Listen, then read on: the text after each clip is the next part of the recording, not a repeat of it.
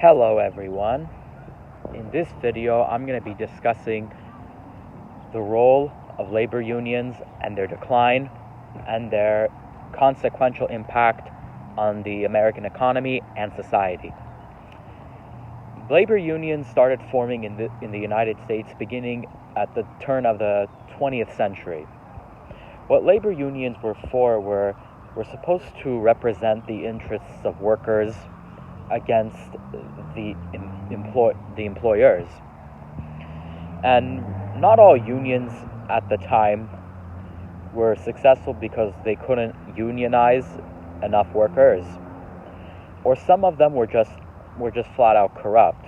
For example, in China there is the All China Federation of Trade Unions, which is government controlled, and then you have in countries like in Australia where the employer controls the unions. And basically, those two types of unions do not represent truly the interests of the workers, because the government has been known to use the police and the army to keep workers in line, and also private unions controlled by the management of the corporation are going to support terms and conditions that are not favorable to the employee. It's like a public defender telling his defendant, his client, to take a plea deal, even though it's going to screw over the defendant. It's like that. But anyway, off topic, but if you want my opinion about why were people so reluctant to join unions at the time, they feared, one, they could lose their jobs, second, being labeled a communist, which was very common after World War II. Many people accused Cesar Chavez of being a communist, even though he wasn't. And third, they're afraid of violence by either private security groups or the government itself, because even if you look at I think if you look at 1906, there was a riot, there was a labor strike of miners in Colorado, and the government came, basically, I think maybe the U.S. military came, and they put down that riot. So basically, when you talk about why the government does these things, you have to remember the government and the corporations are both working together. One, the government wants to keep itself in power by quelling any rebellion or riots, and second, the corporation wants to maximize its profits, so they would do anything in their power to prevent workers from unionizing.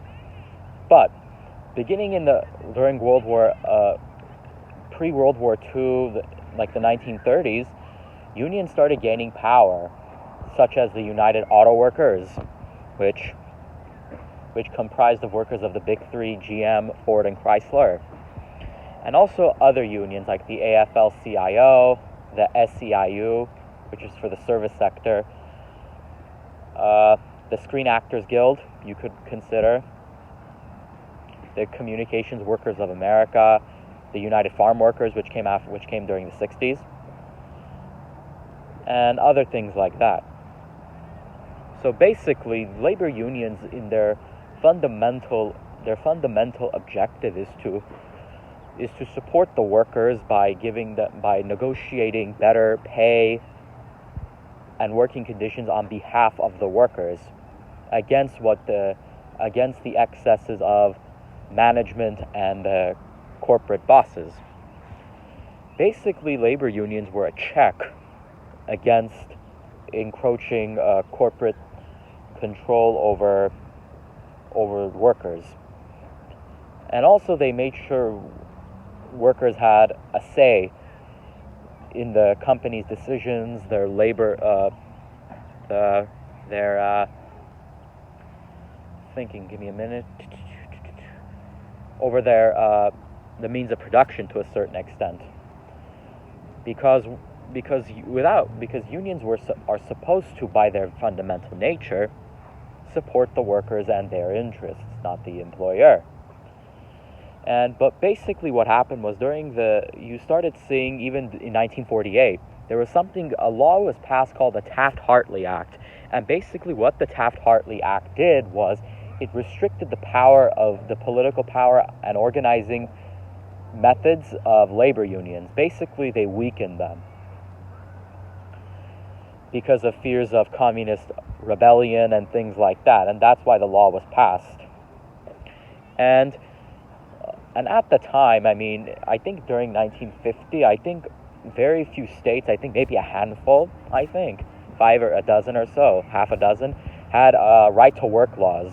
And what right-to-work laws meant that employees could not be compelled or forced to join a union when having a certain job. And basically, right-to-work laws also are applicable to the Supreme Court case in 2018, Janus versus the AFSCME, where they couldn't compel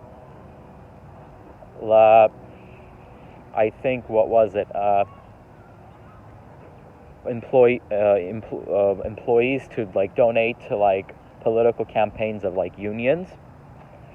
Basically, that crippled them too.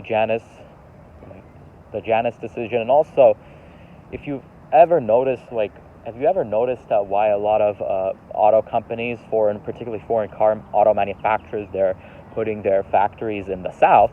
Well, that's the reason is because, one, many of those states don't have many of those states have right-to-work laws, which means that since workers aren't in a union, they could basically lower wages. Because let's say you're trying to open up a car factory in Ohio. That state is not a right-to-work state, meaning that the unions are going to try to demand higher wages for their employees. Versus if you are in Mississippi, where it's a right-to-work state, meaning that workers are usually not in unions, they can basically pay lower wages. You could pay a worker in Mississippi $10 an hour versus maybe paying them $20 or $25 in Ohio. And that's a huge reason why foreign automobile companies started moving their factories to the South beginning in the 1980s. That is when foreign imports of automobiles started to trickle into the United States. And basically, right-to-work laws have basically been implemented in, I think, I think maybe 3/4 of the American states have right-to-work laws. California definitely doesn't. Some Midwestern states, they don't. The Northeastern states don't have it. And basically the way I look at it is that basically these right-to-work laws are a sign that labor unions have become basically powerless almost.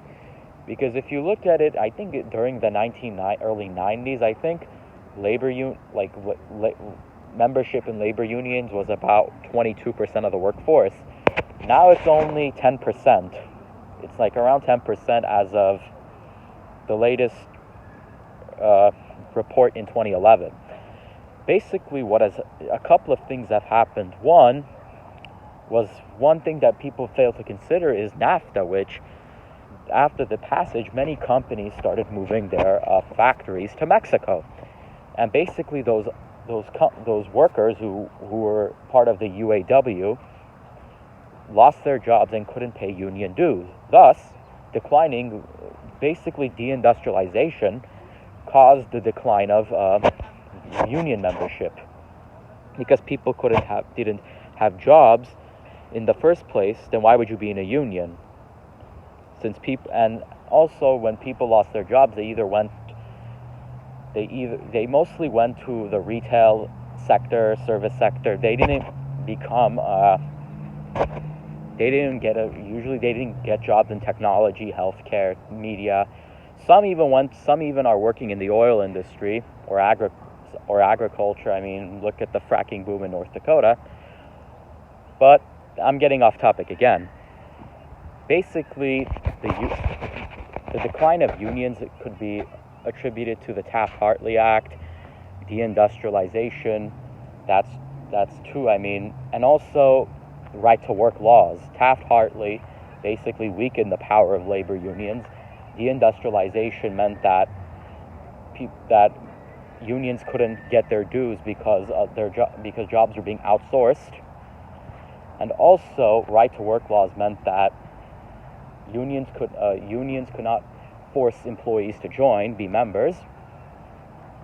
And also, another thing people aren't considering is that labor unions, many of themselves, they've become, in my opinion, co-opted. And what I mean by that is that you have union bosses making $500,000 a year. They're basically, in my opinion, labor unions and their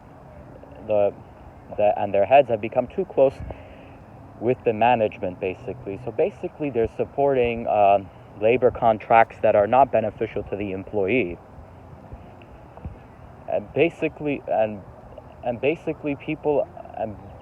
a couple of factors: deindustrialization and people's loss of hope in unions have led to a stark decline. I mean, even if you look at other countries like, I don't know, even Italy, they have I think a quarter of their workforce is unionized. Some Scandinavian countries, it's more than 50%. And when people say, oh, labor unions aren't important at all, well, if they're not important at all, why are we seeing such lower wages for average workers? Why have their wages either been stagnating or declining? Because unions don't have a seat at the table. And if you look at countries like Germany, half of their board of directors are labor union representatives. So that way, those companies in Germany cannot outsource their factories or abuse workers by giving them less money and worser working conditions. And basically, unions have basically been a glue to the middle class, basically. They represented people in all industries, whether you were in agriculture, mining, industry, transportation, media, even people in the media industry are unionized. Most actors are. Sports athletes are also in unions. Healthcare, not as much as finance, tourism, the service sector. And now you're starting to see tech workers, like you're starting to see workers at Google trying to unionize, and even Amazon workers are trying to unionize. So basically, unions are basically an effective check against corporate abuse of power, basically. So if you want to, and basically these market and labor reforms have essentially diminished and crippled the power of unions, because you have a couple of factors. One was Taft-Hartley, which a law passed in 1948 weakened their power. Right-to-work laws, deindustrialization, and also the unions themselves have become corrupt because they're too cozy with the corporate management, and they're going to pass labor agreements that are not beneficial to the employees. And this begs the question, why are labor unions so ineffective? Why haven't they been able to do anything? Well, one, because the rise of corporate money has basically influenced the political sphere. Basically, big corporations can outspend more money than labor unions can. And second, unions don't really give people an incentive anymore to combat corporate oligarchy, if you want to put it in that perspective.